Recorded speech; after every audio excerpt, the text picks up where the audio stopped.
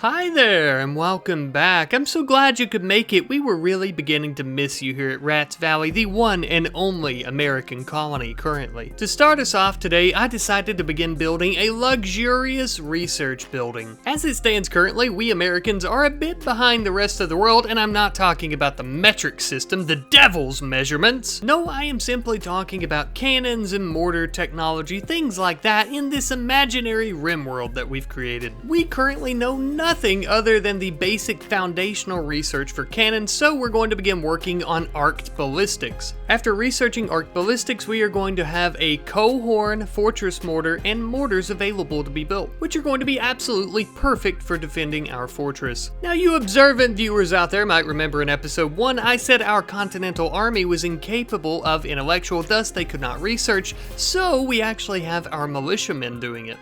I bet you thought you outsmarted the rat, didn't you? Impossible! Anyhow though, we began working on reinforcing our western walls. You know, we've been working on defending the fort a lot though, but we really haven't been focusing on the upcoming winter. So we decided that we would actually begin creating some boots as well as some hand wrappings for our soldiers so that they don't freeze to death. Trust me, we don't want to end up like the actual Continental army during some winters. Preferably, we don't lose any of our troops this winter, so we're going to create an excess amount of these items. We shall ensure that every man, woman, and child, mostly just men because we barely have any women and we actually don't have any children, come to think of it. Anyhow though, we want to ensure that nobody gets frostbite on their little piggies, or God forbid their fingers. How would they fire a musket? Uh-oh. Well, that is just a teeny tiny bit problematic. It looks like our soldier Hio is being hunted by a grizzly bear. Lucky for us though, his fingers have yet to be taken by frostbite, and thus he's still a fairly good shot, as are his comrades Patroclus and Mike, and the three of them together ravaged that grizzly bear. That poor, dumb, stupid, ugly, furry bastard had no idea what he got himself into. We're Americans, for God's sake. We could stomp the shit out of any animal and then go sleep nice and comfy in our beds without a worry in the world. Ah, it sure is nice to be free. You know who else likes to be free? Our good friend Beardy here. After several conversations and a few good beatings, he decided to join us just like that. What a sweet young lad. He of course would make a fine addition among the ranks of our glorious militiamen, or as I like to call them, cannon fodder.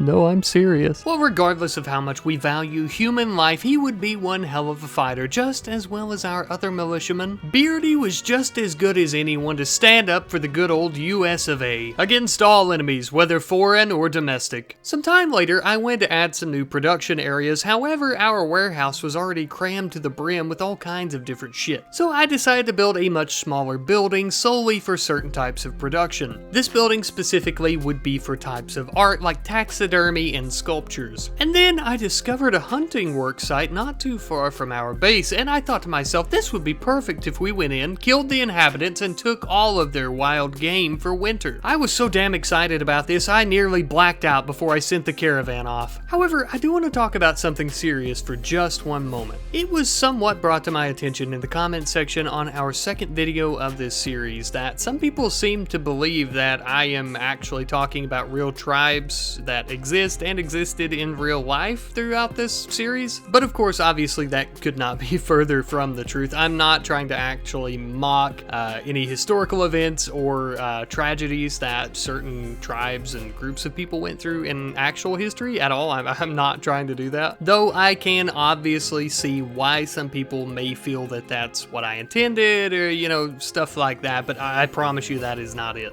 In my mind, of course, this was simply just normal RimWorld tribes, and then I threw in some of the Napoleonic factions. I mean, that's all it is.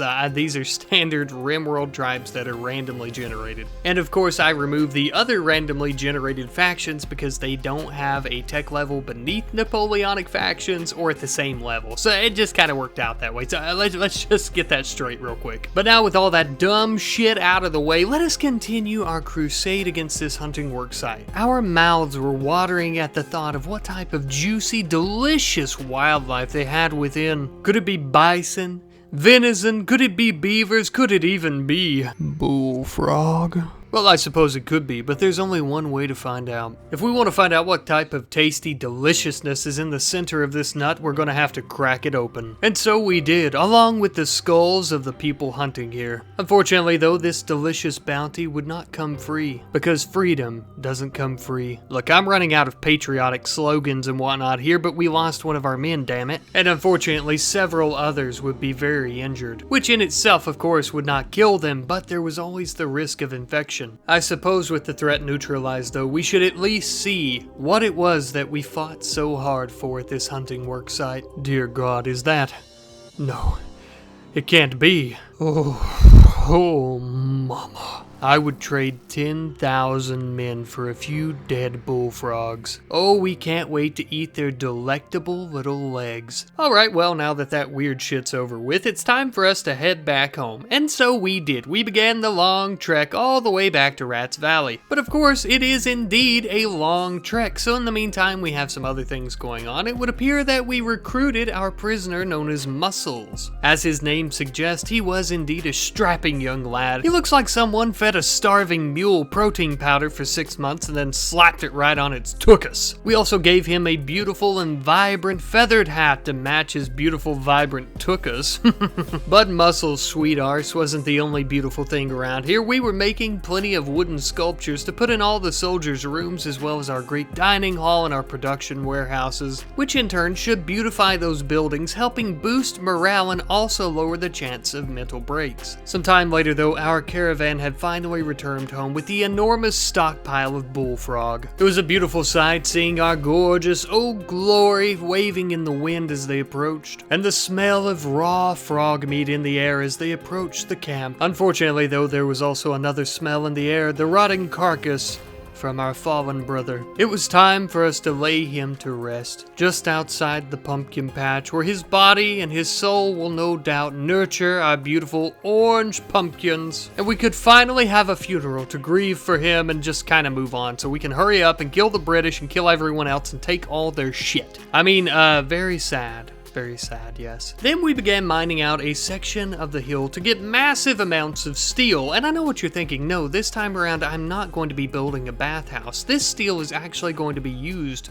for weapons. That is correct. We had finally researched arced ballistics and maybe a few other things I can't really remember, to be honest with you, but we began building some mortars. We also decided to let Moss, our soldier, test the very first shot out of one of the mortars to see how well it does. After firing the first shot, we realized that it was great at being extremely inaccurate, unfortunately, but I don't know, it's the best we could do. Now, these fortress mortars were absolutely massive, and they had a massive reach across the territory, which was great.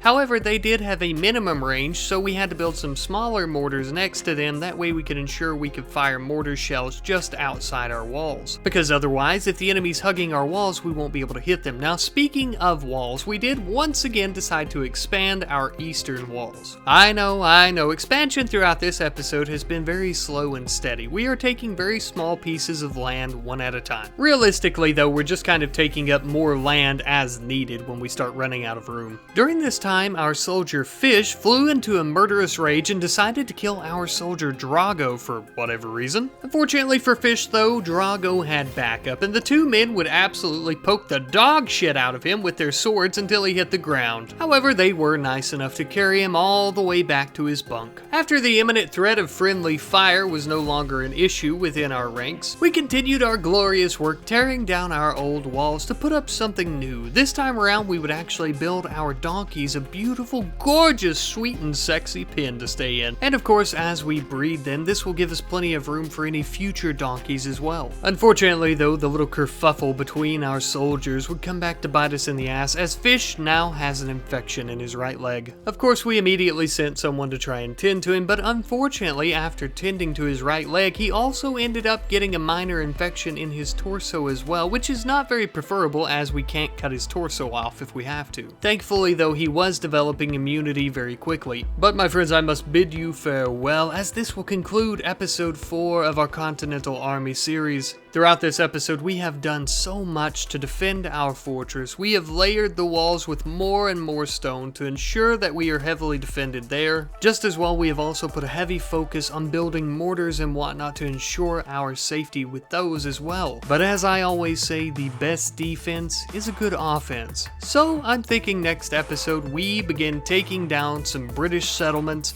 maybe even some tribal settlements. Let me know what you think about that.